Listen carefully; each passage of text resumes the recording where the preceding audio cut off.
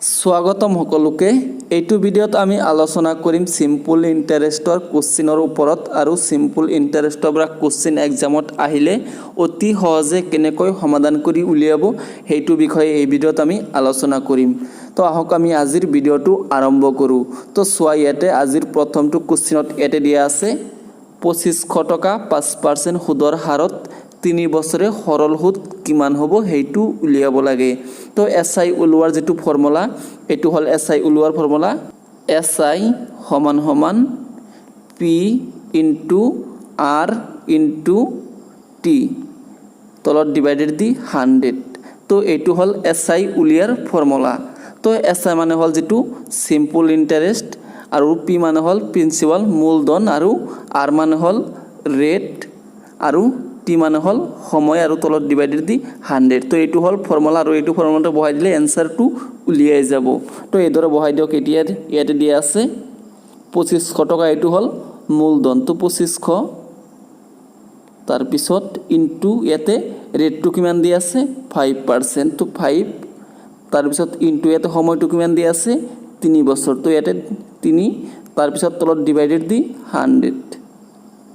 তো এতিয়া কাটি দিয়া এনসাৰটো উলিয়াই যাব। তো এই 2 জিৰ' দি এই 2 জিৰ' কাটি আছে আৰু 5 ইনটু 3 কৰিলে কিমান হৈ আছে 15 আৰু ইয়াতে আছে 25 আৰু ইয়াতে আছে 15। তো 25 ইনটু 15 কৰিলে কিমান হৈ আছে 375। তো চোৱা, ইয়াতে 375 কোনটো অপশ্যনত দি আছে অপশ্যন নম্বৰ বি দি আছে। তো অপশ্যন নম্বৰ বি ৰাইট হৈ যাব। তো এইদৰে কোশ্চিন সমাধান কৰি উলিয়াব। তো ভিডিঅ'টো চাই যদি ভাল লাগি আছে এটা লাইক কৰি দিব। তো তাৰ পিছত নেক্সটটো চাও। তো চোৱা, ইয়াতে নেক্সট কোশ্চিনটোত ইয়াতে কি কৈছে 6000 টকা 6% সুদৰ হাৰত 8 মাহত সৰল সুদ কিমান হ'ব সেইটো উলিয়াব লাগে। তো ইয়াতে এসআই উলিয়াব লাগে। তো এসআই সমান সমান ইয়াতে মূলধন কিমান দি আছে 6000 ইনটু ইয়াতে ৰেটটো কিমান দি আছে 6%। তো ইয়াতে আমি 6 ৰাখিম। তাৰপিছত ইয়াতে কিমান দি আছে 8 মাহ। তো ইনটু 8 ৰাখি ইয়াকে আমি বছৰত কনভাৰ্ট কৰাৰ কাৰণে কি কৰিম আমি তলত 12 ৰাখিম। 12 তাৰমানে কি 12 মাহত 1 বছৰ। তো সেইকাৰণে আমি ইয়াতে তলত 12 ৰাখিছোঁ আৰু তলত ডিভাইডেড দি 100। তো এতিয়া কাটি দিয়া এনসাৰটো উলিয়াই যাব। এই 2 জিৰ' দি এই 2 জিৰ' কাটি আছে আৰু 6 দি 12 কাটি আছে দুবাৰকৈ আৰু 2 দি 8 কাটি আছে 4 বাৰকৈ আৰু এটা আছে 60 আৰু এটা আছে 4। তো 60 ইনটু 4 কৰিলে কিমান হৈ আছে 6 ইনটু 4 24 আৰু এই জিৰ'টো এটা হৈ যাব 240 টকা। তো চোৱা, ইয়াতে 240 টকা ইয়াতে কোনটো অপশ্যনত দি আছে অপশ্যন নম্বৰ ডি দি আছে। তো অপশ্যন নম্বৰ ডি ৰাইট হৈ যাব। তো এনেকুৱা ধৰণৰ কোশ্চিন যদি এক্সামত আহে এইদৰে সমাধান কৰি উলিয়াব। তো তাৰ পিছত নেক্সটটো চাওক। নেক্সটটো হ'ল ইয়াতে কি কৈছে 3200 টকা 4 এপ্ৰিল 2012 পৰা 16 জুন 2012 লৈকে 5% সুদৰ হাৰত সৰল সুদ কিমান হ'ব সেইটো উলিয়াব লাগে। তো এইটো বহুত ইম্পৰ্টেণ্ট কোশ্চিন হয়। তো আগলৈ এনেকুৱা ধৰণৰ কোশ্চিন যদি এক্সামত আহে কেনেকৈ সমাধান কৰি উলিয়াব। তো চাওক, ইয়াতে দিয়া আছে 3200 টকা 4 এপ্ৰিল 2012 পৰা 16 জুন 2012 লৈকে 5% সুদৰ হাৰত সৰল সুদ কিমান হ'ব সেইটো উলিয়াব লাগে। তাৰমানে এসআই কিমান হ'ব সেইটো উলিয়াব লাগে। তো চাওক, প্ৰথমে আমি কি কৰিম ইয়াতে কিমান দিনলৈকে দিয়া আছে সেইটো আগত আমি উলিয়াই ল'ম। তো ইয়াতে দিয়া আছে 4 এপ্ৰিল 2012 পৰা 16 জুন 2012 লৈকে 5% সুদৰ হাৰত সৰল সুদ কিমান হ'ব সেইটো উলিয়াব লাগে। তো চাওক কি কৰিম আমি প্ৰথমে ইয়াতে 4 এপ্ৰিল দিয়া আছে। তো 4 তাৰ পিছত ইয়াতে কি কৰিম এপ্ৰিল মাহটো কেইদিনৰ হয় 30 দিনৰ মাহ হয়। তো আমি কি কৰিম 30ৰ পৰা আমি এই 4 মাইনাছ কৰি দিম। তো 4 মাইনাছ কৰিলে কিমান হৈ আছে 26 দিন হৈ আছে।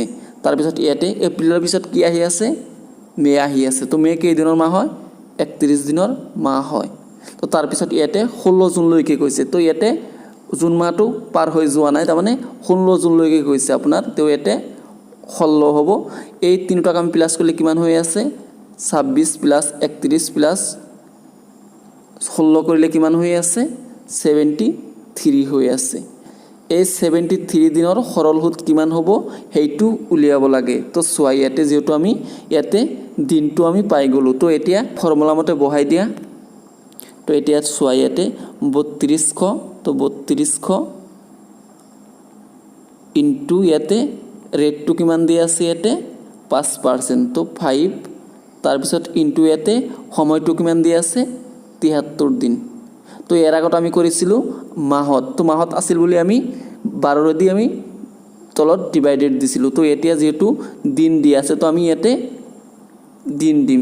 এক বছৰত কিমান দিন হৈ আছে 365 দিন। তো ইয়াতে আমি যেহেতু এই আগতটো আমি মাহ আছিল বুলি ইয়াতে আমি 12 ৰাখিছিলোঁ, আৰু ইয়াতে দিন দিয়া আছে বুলি আমি তলত আমি 365 ৰাখিলোঁ।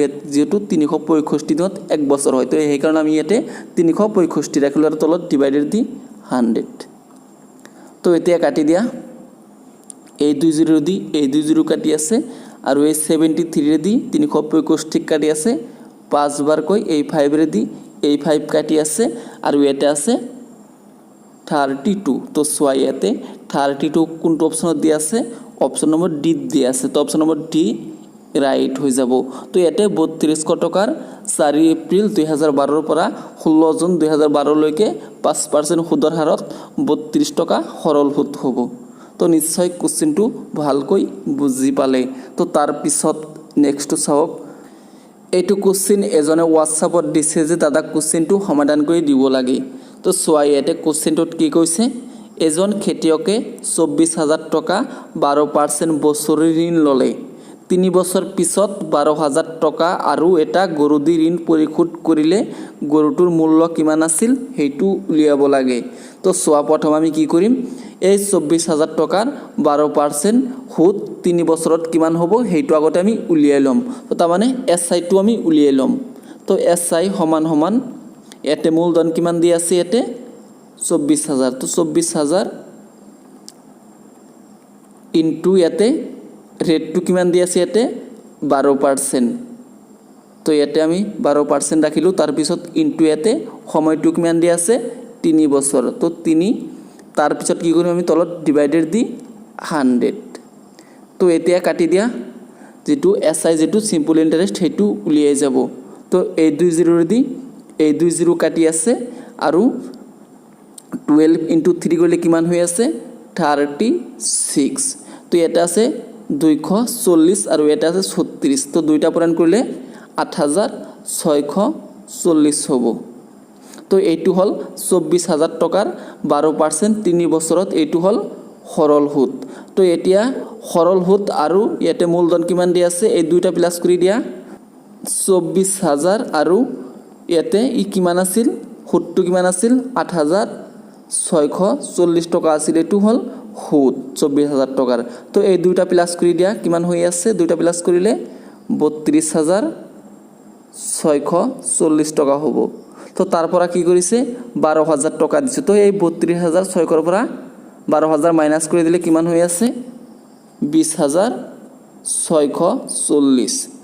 গৰুটোৰ মূল্য আছিল 20,640 টকা। তো চোৱা ইয়াতে 20,640 টকা এটা কোনটো অপশ্যনত দি আছে, অপশ্যন নম্বৰ ডি দি আছে। তো অপশ্যন নম্বৰ ডি ৰাইট হৈ যাব। তো নিশ্চয় কুৱেশ্যনটো ভালকৈ বুজি পালে। তো আজিলৈ ইমানেই। যদি ভিডিঅ'টো ভাল লাগে লাইক কৰিব আৰু চেনেলটো ছাবস্ক্ৰাইব কৰিবলৈ নাপাহৰিব।